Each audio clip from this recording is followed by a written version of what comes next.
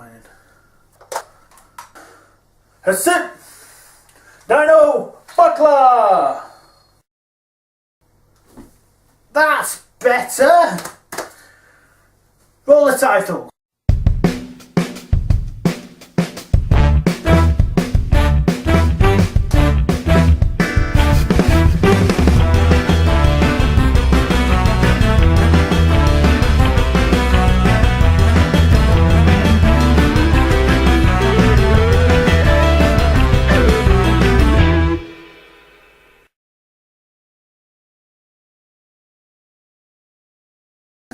Hey and welcome to Retro Richie.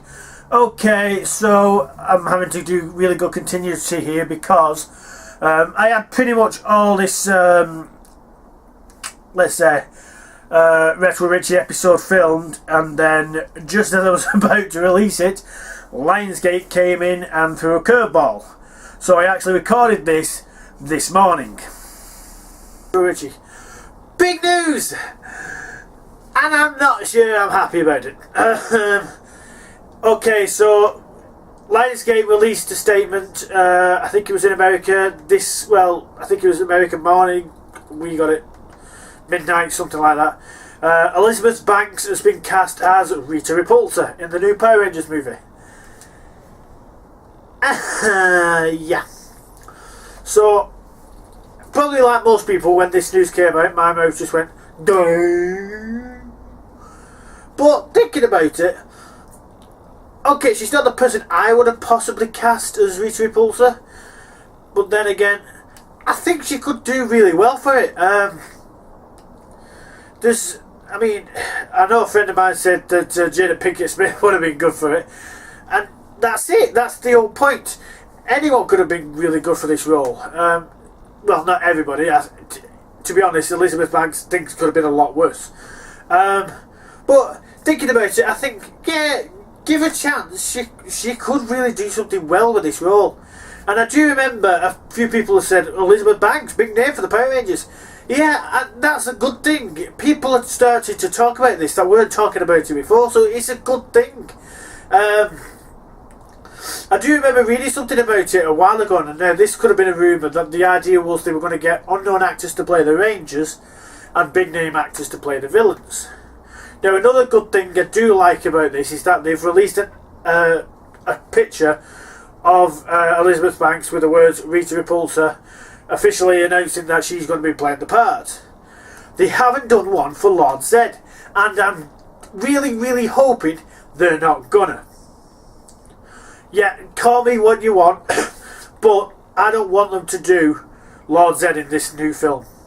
No, I think Lord Zed will be a really good, maybe at the end to appear, and then in the sequel, if they're going to do Lord Zed, that is, in the sequel, that would be a really good one. To do both Zed and Rita in the first film, too much. And even begrudgingly not bringing Golda. Okay, I can hear you booing. But, yeah, okay. Rita, too many villains. We've seen this in other franchises. Too many villains can probably cause a lot of problems. Look at the new Ninja Turtles films. I'm worried, right? You've got Rocksteady and Bebop, possibly the Krang, which has not been confirmed yet, but apparently figures have been released, or toys have been leaked. So that's 3 villains in that one. Baxter Stockman and the Shredder, 4, 5. Too many villains, and we start to go into Batman and Robin territory. Or Spider-Man 3 territory, and we don't want to go there, believe me or not. So yeah, I don't want too many villains. So I'm kind of good with Rita Repulsa. Elizabeth Banks might do well. Leave it at that. Okay, so now we get the online trolls. Oh, the whitewashing Rita Repulsa. Oh, it's just a white actress. Yeah, okay, let's start at the beginning. Right? Power Rangers was a version or a copy of a series called Super Sentai Zyuranger, or Zyuranger, if you pronounce it. I can never pronounce it right, but it's Kure Sentai Zyuranger. In that, the actress I get this wrong, so I do apologise. Masoga, I think, something like that, played the character of Bandora the Evil Witch. when they changed it over and copied the footage to the Mighty Morphin Power Rangers, Bandora's character became Rita Repulsa. Now the whole story is, at the end of the first series of Power Rangers, they started to run out of Zyuranger footage, right? They started to run out of footage, and that was it. They then needed a new villain for the series, so they got rid of Rita Repulsa and brought in Lord Zed. After that, a few people started writing in saying they thought Lord Zed was too evil, a bit too scary for the children, and so they decided to try and bring Rita Repulsa back. Here it is. Rita Repulsa then came back, played by a new actress. Now, obviously, the original actress was Japanese.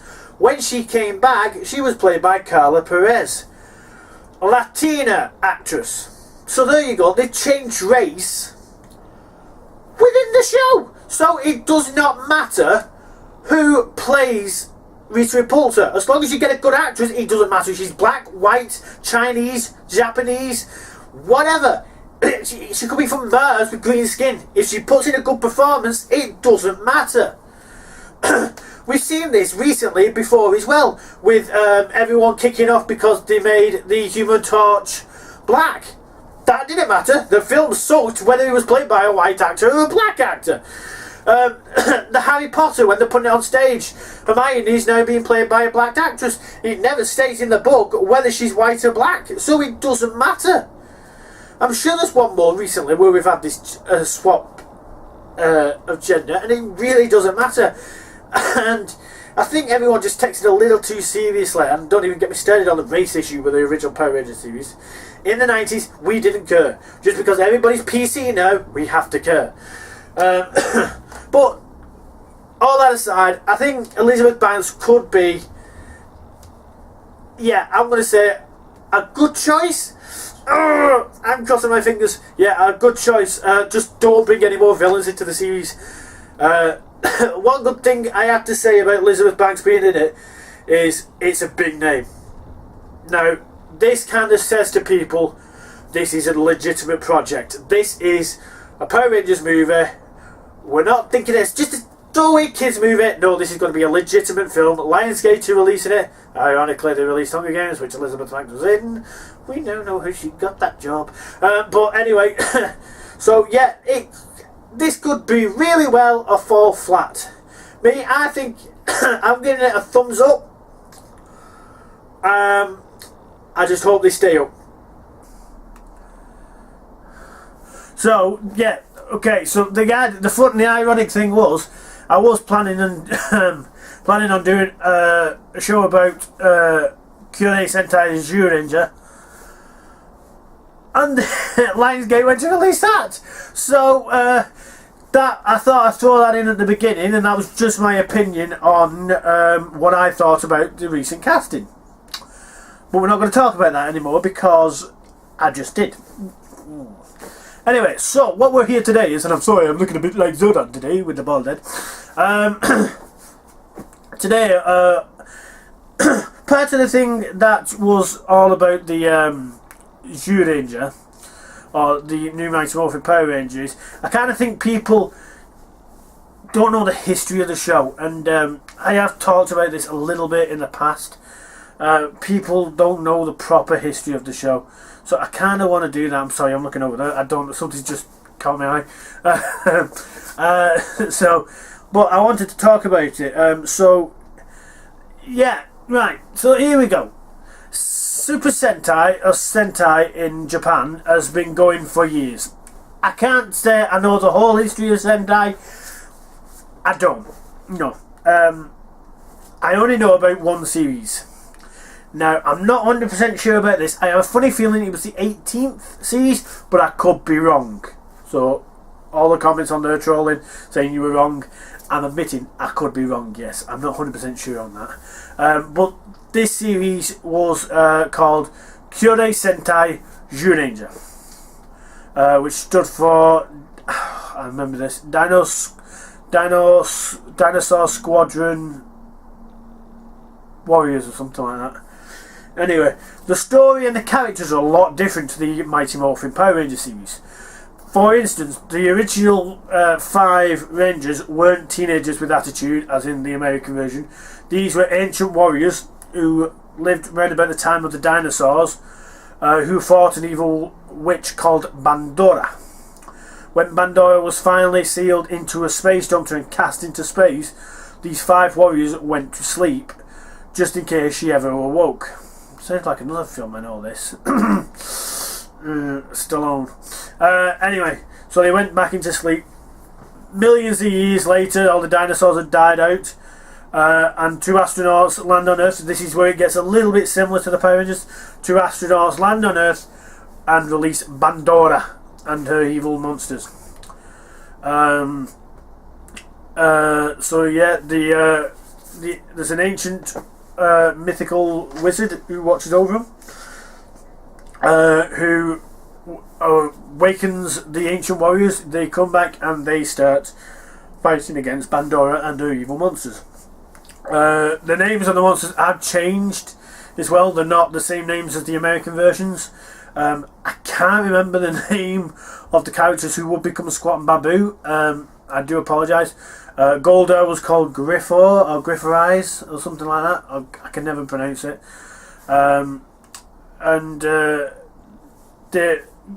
He didn't speak. The whole idea was that Griffo, I can't call him, so I'm just going to call him by the American names. I do apologise. Golda, equivalent, Japanese equivalent, could not speak at the beginning of the show. He was only given the abilities to speak by Bandora later on.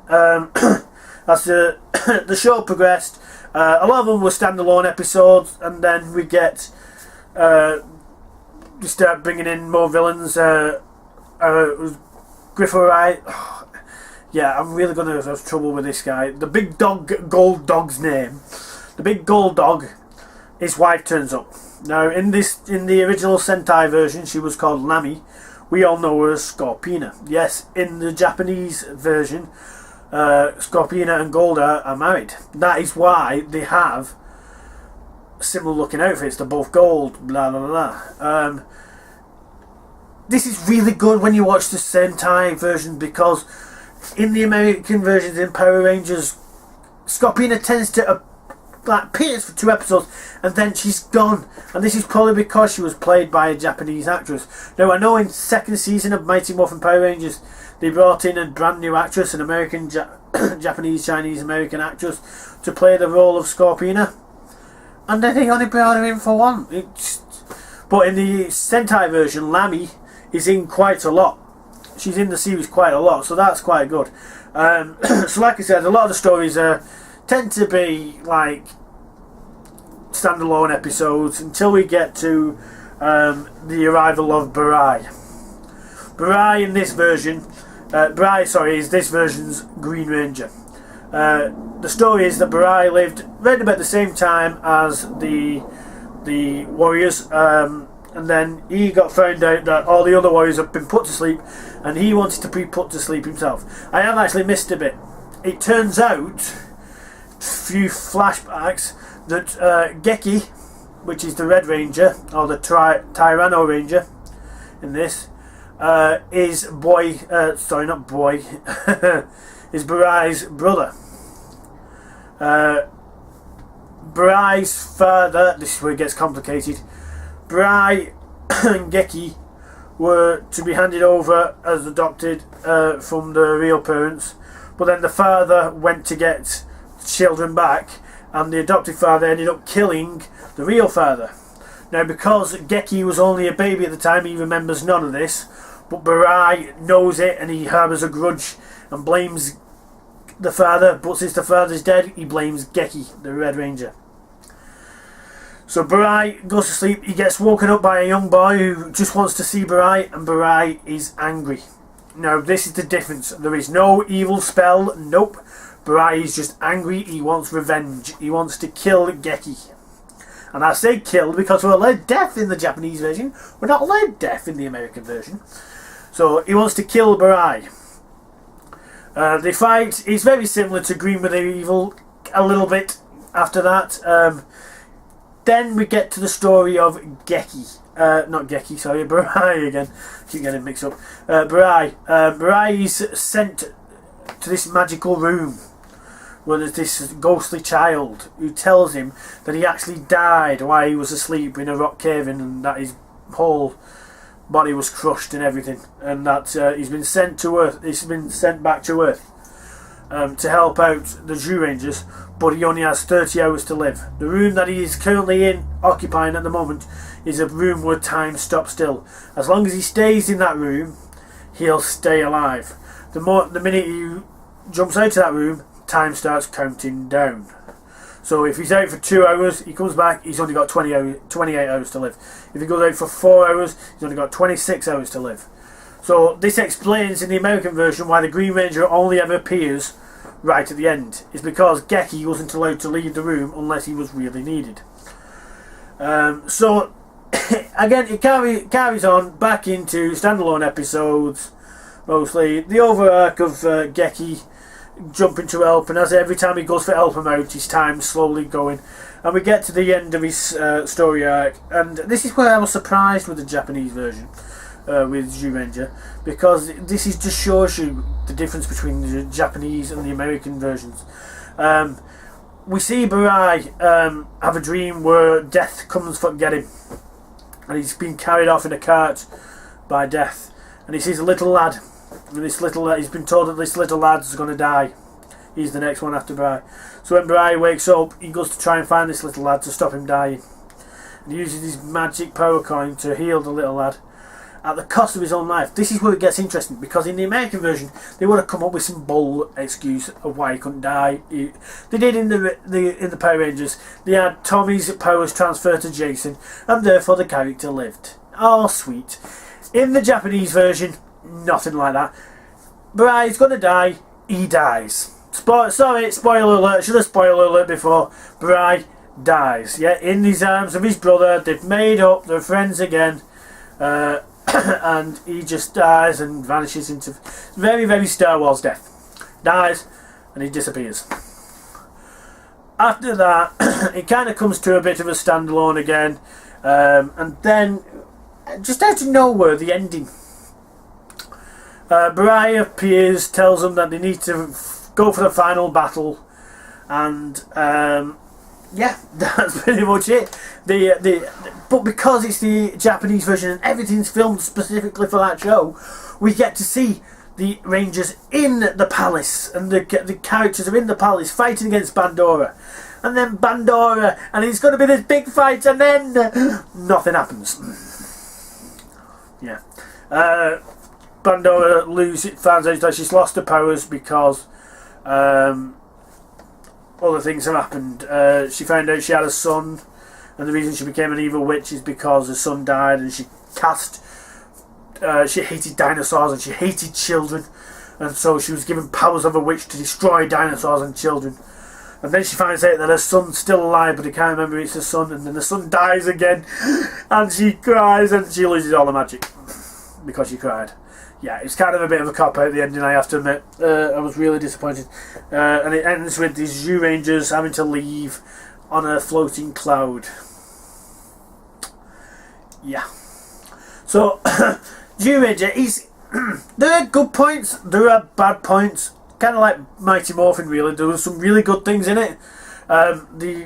It's a lot more violent show. A lot of the violence had been cut out from what I've seen. From when I watched it, the character of Breif, the whole idea of Breif and the not being able to leave the room, inspired. I love that. That was fantastic. Then we get really stupid bits like the ending just coming out of nowhere and then just finishing on a very lackluster. But it was an actual. But the difference is, it was an ending. Where Power Rangers kind of took over about 6 seasons before they actually kind of wrapped all the storyline up. This ending. It was an ending, but it was just not a good ending. The other weird thing is Bandora and her minions. Every time she's like really happy, they break out into song, and I don't mean just breaking out into song. I mean they have mic stands and they're singing into microphones, going Bandora, Dora, Dora, Dora, Dora. It is really, really weird. So other things I will say about the Zyuranger is. The morphin's different. I did do the morphin at the beginning, yes. I bet you thought I was going to go, it's morphin time. No, they kind of put their hands together, flip it up, and Dino Bakala. Their version. I actually kind of like their version a bit more. If you watch the season 2 of Power Rangers, they start doing the same kind of morph. Where they flick the hands around, they flick it like that. They kind of do the same thing. So they kind of brought that in for the second series. You will notice there's no White Ranger in Zyuranger, because the White Ranger wasn't brought into, I think it's Zyuranger, which is the next series after that. There's a little trailer if you get the DVD. Unfortunately, everyone in the UK, the DVD is only released in the US. If you have a US DVD player or have a laptop that will play US DVDs, I urge you to get it. Just for watching it, I've never been a big fan of foreign films. I do have to admit, I've never been a big fan of foreign films, and I thought I was going to have trouble reading the subtitles. I didn't. I really enjoyed it, if I'm honest. But like I said, there was really good bits and really stupid bits. The child actors in it, I don't know what it was, but the child actors just can't act. I'm sorry, but they can't act. It's very hard to tell if they're doing good acting or not, because obviously it's in a foreign language. The 5 Rangers, which is Geke, Mei, Boy, Dan, and Goshi. Sorry, there you go. Geke, Mei, Boy, Dan, and Goshi, which are your 5 main actors. Do really well with it, and it's really good. But it's a very different show to the Power Rangers, and it kind of makes the Power Rangers a little bit more sense, because you think, why are they in a theatre? Now you know, because they were fighting in a theatre. The monsters are theoretical. But yeah, I really would recommend Zyuranger to anyone. Especially, obviously you're going to have to read the subtitles, but it's really, the storyline is quite good, and there's a lot more mythology in Zyuranger than there is in the Mighty Morphin era, and I kind of wish Mighty Morphin would have done that. But I suppose Amsterdam was thinking about toys more than anything, whereas Zyuranger wasn't really thinking about that, as far as I'm aware. Yeah, I'd recommend, if you can get Zyuranger on DVD, I'd definitely recommend a watch, because it makes the storyline so much sense. And like I said, it is slightly a bit more violent. I know in the Mighty Morphin they weren't allowed to show the Power Rangers attacking humans. They attack humans quite a lot in this. There's a lot of human-to-human fights, which is very good. So yeah, that was my little bit on Zyuranger, just to give you a bit of a history, because I know a lot of people love the Power Rangers, and the show's still going today. So I kind of wanted you to know a bit more about its history and where the show came from. So there you go. I'll just wrap up with saying I really hope Elizabeth Banks does a really good job with Rita Repulsa. If there is any more Mighty Morphin Power Ranger news on the movie, I will review it or talk about it. But until then, see you soon.